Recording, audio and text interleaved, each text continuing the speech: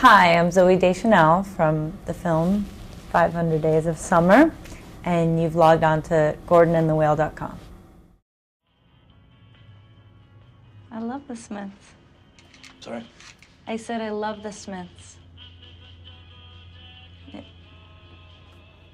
You've good taste in music. You like the Smiths? Yeah. To die by your side is such a heavenly way to die. I love them.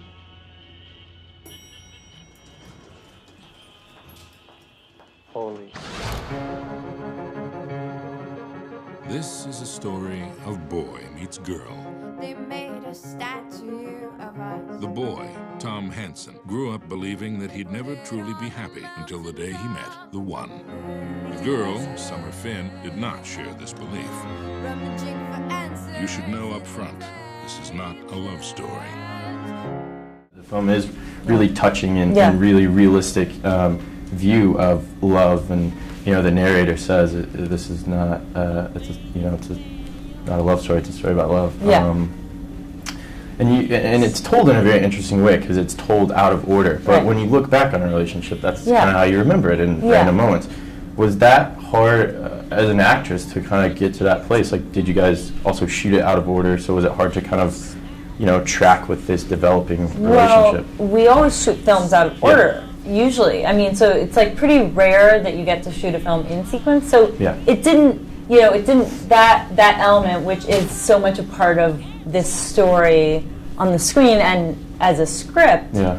doesn't so much affect the filming process because Right. we're all used to doing everything out of order anyways. Yeah. But reading the script, that was something I really liked about it because it did feel like a memory, Yeah. and it felt very distinctly from a point of view. Is that how you treated it? Like, did you treat it going into the scenes as just random scenes between these two people, or did you really look at the overall progression of the ups and downs and from A to B where they end up? Well, they're what I liked about it is that they're snippets, they're different parts of the story, and you have, and the audience is piecing together the moments in between. And I think for us, it was arriving at those moments with, as informed a point of view as possible about what happened before and what was going to happen after, and how we could arrive at these moments. And I asked Joe and I asked Mark, what if you could pick one song, because music plays a huge part in the film with Joy Division and the Smiths, and then Regina Spektor having a lot of music in the film. Yeah.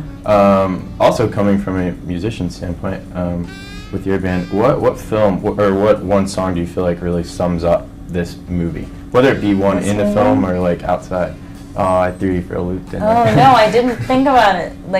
Well, maybe you ask me another question because then I can think about it for a second, so I don't. I'll tell you waste mine. time. You want me to tell you mine? Yes. I lay off Joy Division playing a huge part of it. Love Will Tear Us Apart. That totally summed it up. Yeah. And I was really surprised to find out. Mark told me that was actually going to be a tagline on a poster. So I guess I got it. But I'll ask you an easy question while you think about it. You in your life have great style, and in the film your character has great style. Did you ever keep any of the clothes from the movie, or did you want to? Yeah, I know I did. I wanted to. There was one dress that I was just dying to keep. It was the dress that I wore to the wedding, but it was a rental. Oh, yeah. You can't. I don't usually. You don't always get to keep movie costumes because it's one of the great tragedies of my life. Yeah. They won't let you keep them. You have a good life, if that's what you make sure. I do have a good life. And I'd be interested to find out your answer. Do you agree with your character's viewpoint of love at the end of the film? I do. You do? At the end of the film. I mean, it depends on which point of view you're talking about. I mean, I think we all change, but I believe in love. Mm-hmm. I'm a romantic. Okay, good. That was a great answer. Who is your favorite Beatle? Oh, George. George, not Ringo. Well, I love Ringo, but George is he's so clever, and I love in Hard Day's Night when he accidentally goes into the ad agency. Oh yeah, right, yeah. This is so funny. It's a good moment. Okay, so We're running out of time. Oh. Who wouldn't one Okay, song? I was gonna say, this was just the first song that popped in my head, and it's a song called "They Can't Take That Away From Me." It's a Gershwin song. It's a bittersweet love song. So. Awesome, very cool. Well, also, I'm supposed to ask you if you're gonna do anything with Immortigan, or even maybe even Jason with Coconut Records. We're working on our next record. Awesome. We've been writing and we've been recording. So. Very cool. We're excited about that. Cool. Well, cool. Thank you so much. Thank you so much. I think we should stop seeing each other. Just like that? Just like that. Start from the beginning and tell us what happened. I tried to talk to her in the copy room. She's totally not having it. Maybe she was just in a hurry. And maybe she's an uppity, better than everyone super skank. In college, they called me perfectly adequate Hanson. They used to call me anal girl. I was very neat and organized. See you have a boyfriend? No. Who needs it? We're young, might as well have fun while we can. Wait. What happens if you fall in love? You don't believe that, do you? What?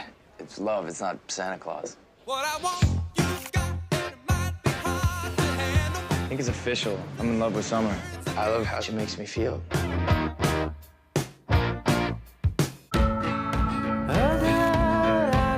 Did you ever even have a boyfriend? Of course. What happened? Why didn't they work out? What always happens? Life.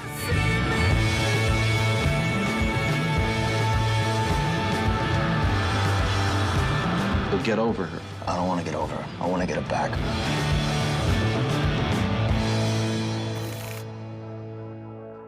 We've been like Sid and Nancy for months now. We have some disagreements, but I hardly think I'm Sid Vicious. No, I'm Sid.